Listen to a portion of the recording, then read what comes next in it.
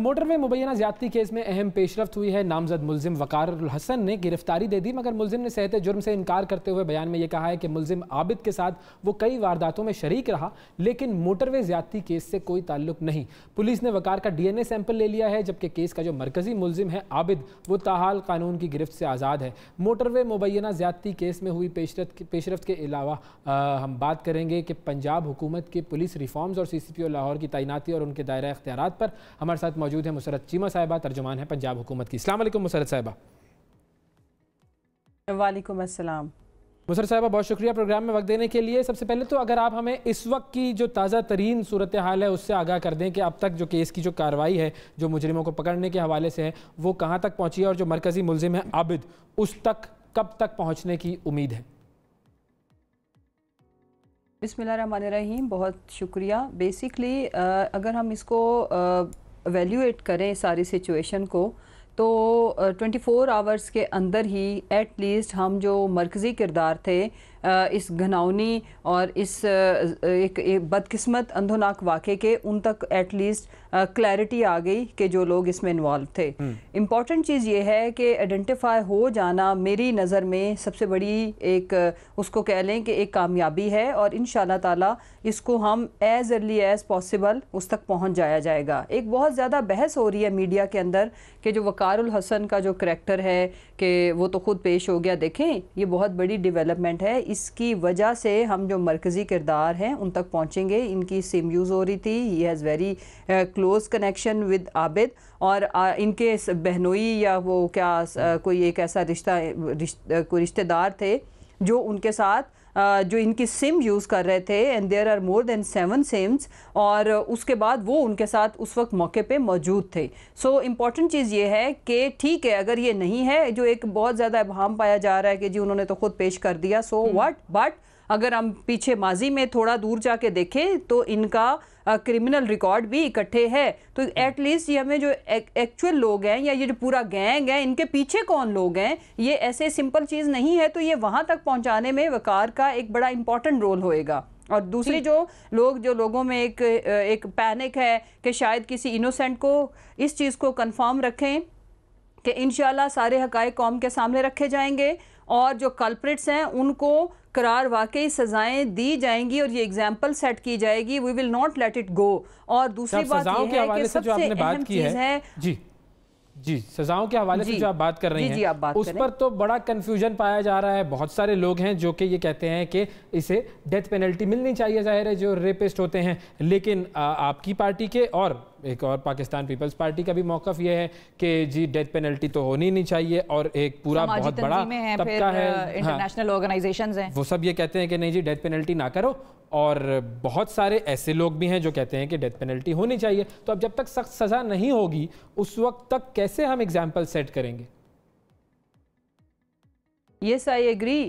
اور جب ہم بات کرتے ہیں کہ اس کو ہم نے آخری واقعہ بنانا ہے، جب ہم یہ بات کرتے ہیں، اور اگر آپ میری ایز اے لیجسلیٹر اوپینین لیں گے تو میں اس چیز کی قائل ہوں کہ اس میں ڈیتھ پینلٹی ہر صورت ہونی چاہیے۔ اس کی وجہ یہ ہے کہ جب اس میں کڑی سزائیں ہوں گی تو ہم پریونٹیوز کی جب ہم بات کرتے ہیں تو پریونٹیوز آر لنکڈ ود سزا، جزا اور سزا کے ساتھ اس کا بہت گہرا تعلق ہے۔ اگر ہم نے آنے والی بچیوں کو اور آنے والی خواتین کو اس چیز سے، اس اذیت سے، اس عذاب سے بچانا ہے، اس سے اگلی بات یہ کہ دیکھیں ہر طرح کا جو ایک اوپینین تو رہتی ہے، لیکن جو بدقسمتی ہے آپ کے ملک کی جس میں اور آپ رہتے ہیں کہ یہاں پہ ویمن فرینڈلی جب بھی لیجسلیشن کی بات آتی ہے، ویمن کی رائٹ کی بات آتی ہے، تو اس کو ایک عجیب سی بحث میں ڈال دیا جاتا ہے، اس کو تضحیق کا نشانہ بنایا جاتا ہے، اس میں اسلام کو لے کے آیا جاتا ہے۔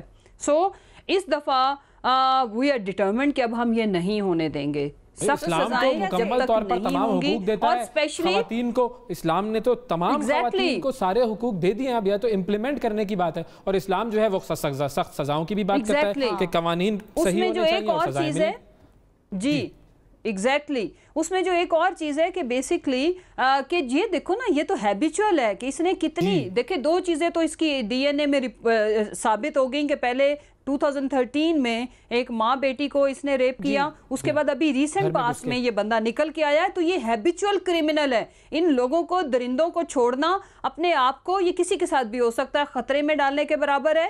اور ہم یہ جو ایک کیفیت پیدا ہوگی ہوئی ہے آپ کے پورے ملک میں، آپ کا 22 کروڑ کا ملک جس میں آدھی پاپولیشن آپ کی خواتین پہ مشتمل ہے، سب میں ایک غم و غصہ، اس کے ساتھ ساتھ ایک لاشعوری طور پر انسیکیورٹی، یہ اور اس انسیکیورٹی کو ہم دور کریں گے انشاءاللہ.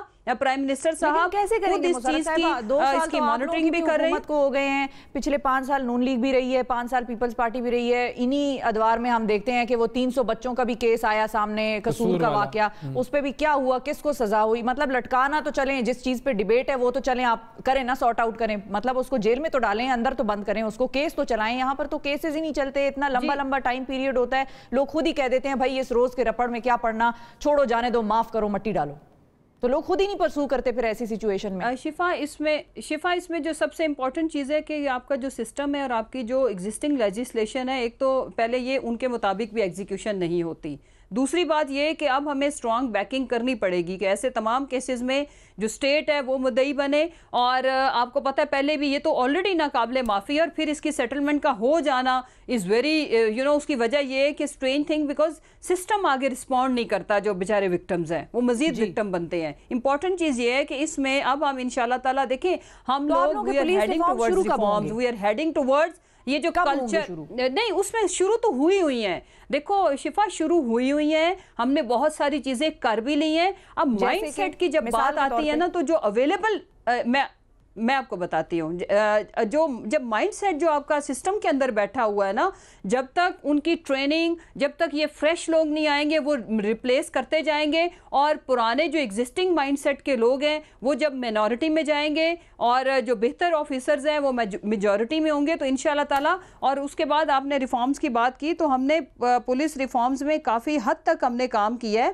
لیکن یہ بات میں بالکل یہاں پہ بجا ہے کہ اس لیول پہ نہیں ہوا جس لیول پہ ہونا چاہیے تھا. اس کی وجہ ہم نہیں ہے، میں یہ اس لیے ایکسکیوز نہیں دے رہی جی. تو انہوں نے بھی ایک ریفارم کا ہی شاید آپ لوگوں کا ایجنڈا تھا، انہوں نے سروے کرانے شروع کیے تھے اور پولیس کی جو پرفارمنس ہے اس کو مانیٹر کرنا شروع کیا تھا. ایک نظام انہوں نے بنایا تھا. تو باقی جتنے اضلاع تھے ان میں سب سے برا پرفارم جو ہے وہ لاہور کر رہا تھا. لاہور کی پولیس کرائم کو روکنے میں ناکام ہو رہی تھی. یہ بھی ایک رپورٹ آئی ہے سامنے. یس آف کورس یہ رپورٹ تھی کہ اسی وجہ سے یہ جو بار بار چینجز آ رہی ہیں، اس کی وجہ یہ ہے کہ ہم عوام کو جو دیکھو ہمارے پاس مینڈیٹ ہے اس چیز کا. اگر آپ مجھے تھوڑی سی اجازت دیں تو میں چھوٹی موٹی جو ریفارمز ہم نے کی ہیں میں آپ سے بالکل شیئر کروں. بالکل کے پی کی طرز پہ ہم نے مصالحاتی کونسلز DRCS کا قیام کیا اور اس کا بل بھی ہم نے پاس کرایا. خدمت مراکز آپ کو پتہ ہے کہ یہ 14 جو سہولیات ہیں آن لائن ان کی دستیابی کی. پولیس سے متعلقہ 80% جو کام ہیں وہ اب یہاں پہ ہوتے ہیں. تھانوں میں SHOs اور حوالات کی مانیٹرنگ کے لیے CCTVs ہم نے انشور کیے. اس کے بعد پولیس جو فعال پولیس شکایت سیل ہے 8787 کا قیام، جس میں پولیس کے خلاف بھی آپ کمپلینٹس درج کرا سکتے ہو. اس کی پہلے نہیں تھی کوئی بھی مثال. اور اس کے بعد پولیس کا اسلحہ اور وردی کا ریکارڈ آن لائن. آپ کو پتا ہے یہ مس یوز ہوتا تھا اور کرائمز میں یوز ہوتا ہے. تھانوں میں افسران کی ٹریننگ اینڈ ورکشاپ کا انعقاد. پولیس لائنز میں فٹنس سینٹرز کا قیام، یہ بھی بہت ضروری ہے ٹو مینٹین دیئر ہیلتھ. اہلکاروں کے لیے میڈیکل کی سہولت کا آغاز. جرائم کی پشت پناہی کرنے والے افسران کے خلاف ایکشن. تمام DHQ ہسپتالوں میں پولیس کے جو خدمت مراکز تھے وہ ہم نے جاری کیے، جہاں سے MLC وغیرہ کے حوالے سے مشکلات میں بہت آسانی پیدا ہوئی. تھانوں میں SHO کی کم از کم 2 گھنٹے کی ہم نے اٹینڈنس کو انشور کیا اور اس کی ہم نے مانیٹرنگ CCTV کیمرہ سے لنک کی. یعنی کہ یہ ٹائمنگ ہے سردیوں میں 5 سے 3 اور گرمیوں میں 6 سے 4. اس کے بعد 720 میں سے 50 تھانوں میں ہم نے سمارٹ پولیسنگ سسٹم کو منتقل کیا جا رہا ہے، جس میں انٹرنیشنل سٹینڈرز کے جو تفتیش کے جو سینٹرز وہ ہوں گے. پولیس میں 10,000 نئے اہلکاروں کی میرٹ پہ بھرتیاں. جی یہ جو 10,000 میرٹ پہ بھرتیاں ہونی ہیں اہلکاروں کی، 600 گاڑیاں اس میں مسرت صاحبہ خواتین کتنی ہیں شامل؟ آخری 2 باتیں میں آپ کو میں بتانے لگی ہوں. اچھا، پولیس ہیلپ لائن 15 کو سیف سٹی اتھارٹی سسٹم کے ساتھ منسلک کرنا از اے ویری گڈ انیشیٹو، اور یہاں سے تمام اضلاع کا ڈیٹا ہم ایک جگہ سے مانیٹر کر سکیں گے. رسپانس ٹائم بھی اس سے بہت امپروو کرے گا. اور ٹریفک پولیس کے چالان بھی ہم نے آن لائن کیا. بات آ گئی آپ کی سب سے امپورٹنٹ چیز جو آپ نے کی ہے وہ یہ ہے کہ ہمیں پروسیکیوٹر اور ہمیں فیمیل ججز اور ہمیں پولیس ڈپارٹمنٹ کے اندر انویسٹیگیشن پہ فیمیل کو کرنا ہے. اور اب انشاءاللہ ایگزیکٹلی اس کی وجہ یہ کہ جب کوئی اس طرح کے وکٹم آئے تو ان سے میل حضرات جو ہے نا وہ انویسٹیگیشن نہ کریں، یعنی کہ وہ مزید کسی ایک ٹارچر سے گزرنے کے پروسیس کو یہ اس طرح سے ہو کہ تفشیشی سے لے کر کے پورا جو اس پروسیس سے گزرنے میں جو لوگ انوالو آتے ہیں ان میں ہم انشاءاللہ تعالی فیمیل کی شروع میں میجورٹی اینڈ دین پھر اس کو ٹوٹل فیمیل کی طرف اس میں اپنے پرائم منسٹر صاحب سے بھی I am working on it کہ ان کو ایک اس طرح کی ایک ریکویسٹ فارورڈ کی جائے کہ اس کے اوپر ہمیں کرنا ہے کام، اور جو کہ انشاءاللہ ہم کریں گے. امپورٹنٹ چیز یہ ہے کہ جب تک اس طرح کی جو ٹراما سے گزری ہوئی ہماری بہنیں ہیں وہ کمفرٹیبل ہو کے اپنا وہ کیس ہی رجسٹر نہیں کراتی جب ان کو یہ پتہ چلتا ہے کہ آگے کورٹ تک جانے میں جو بیچ میں قباہتیں ہیں جو قدورتیں ہیں اس سسٹم کی ان کو ریموو کرنے کا ایک ہی طریقہ ٹریننگ اور کمپیٹنٹ آفیسرز اور فیمیل کی جو کورٹس میں بھی پھر صرف اور صرف خواتین ہی ہونی چاہیے وہ ججز یا وکلا، تاکہ مردوں سے وہ جو انٹریکشن ہوتا ہے جس میں وہ کیا کہ ججز جی وہ سب خواتین ہونی چاہیے. جی وہی میں نے عرض کیا کہ وہ خواتین، اور پھر اس کے بعد امپورٹنٹ چیز یہ کہ فیملی کو یہ رائٹ ہی نہ ہو اس میں اسٹیٹ ڈیسائیڈ کرے، اور ڈیسائیڈ ہونا ہی کیوں ہو جبکہ اس میں یہ وہ اقدامات ہیں جو بڑے ناگزیر ہیں اور اب تو ہو جانے چاہیے. اب اس میں کوئی مزید ڈیلے جو ہے وہ مزید جانے ہی لے گا، اور اس سے زیادہ ہمیں فائدہ اس سے کچھ نہیں ہونا ڈیلے سے. جو پلان ہے کم از کم اس کو ایگزیکیوٹ کر دیں، بہت سے کیسز میں جو ہے وہ پیش رفت سامنے آئے گی. اچھا ایک اور چیز ہے اور اس حوالے سے کوئی بات نہیں کر رہا، فائنلی یہ بتا دیں کہ یہ فیصلہ کس نے کرنا تھا کہ ادھر پولیس فورس ڈپلوائے ہو جانی چاہیے یا اب کر دینی چاہیے؟ کیا آئی جی صاحب نے لیٹر لکھنا تھا؟ کیا موٹر وے پولیس نے لیٹر لکھنا تھا کسی کو؟ کیا مراد سعید صاحب اس کے رسپانسبل تھے؟ فیصلہ یہ فائنل فیصلہ کون کرے گا یا کس نے کرنا تھا کہ وہاں پر پولیس فورس ڈپلوائے ہونی چاہیے؟ شفا، سب سے پہلے تو امپورٹنٹ چیز یہ ہے کہ اس میں سی ایم صاحب نے ایک ہائی پروفائل کمیٹی فارم دے دی ہے جس میں وہ ساری جو اپنی جو وہ مشاہدات ہیں ان کو آبزرو کر کے تو پھر وہ انشاءاللہ تعالی حقائق ہم عوام کے سامنے رکھیں گے. اس میں جو لیکن یہ طریقہ کار آپ نہیں ڈیسائیڈ ہوا ہے کہ جو لوگ بھی میں آپ کو بتاتی ہوں اس میں یہ ڈیسائیڈ ہوا ہے کہ جو لوگ ذمہ دار ہوں گے ان کو ذمہ دار ٹھہرایا جائے گا، نمبر 1. نمبر 2، ابھی فوراً سے پہلے ہم نے وہاں پہ جو ساری سیکیورٹی اور ساری چیزیں وہ ان کو ہم نے پرووائڈ کر دی ہوئی ہیں وہ جو ایک ایریا تھا. اور اس کے بعد آگے جو امپورٹنٹ چیز یہ ہے کہ یہ اپنی نوعیت کا آف کورس پہلا واقعہ ہے، تو ہماری پنجاب گورنمنٹ کی یہ ترجیحات میں شامل ہے کہ اس طرح کا کوئی واقعہ دوبارہ نہ ہو. اس کے لیے جتنے بھی سیکیورٹی لیپسز ہیں on high ways on motor ویز ان کو بھی سارا وہ سی ایم صاحب کی انسٹرکشنز ہیں کہ اس کو امیجیٹلی وہ کور کیا جائے، اور بلکہ میں یہ بتاؤں گی کہ وہ ہو گئی ہیں. اب سب سے جو اہم چیز ہے وہ یہ کہ آگے کسی حادثے کا انتظار نہ کیا جائے، سسٹم خود رسپونڈ کرے. اس چیز کو انشور زیادہ کیا جا رہا ہے، اسی وجہ سے ان کو جو لوگ جن کی یہ لاپرواہی کی وجہ سے ہوا ان کو ذمہ دار بھی ٹھہرایا جائے گا. بہت شکریہ ادا کریں گے مسرت چیمہ صاحبہ ہمارے ساتھ موجود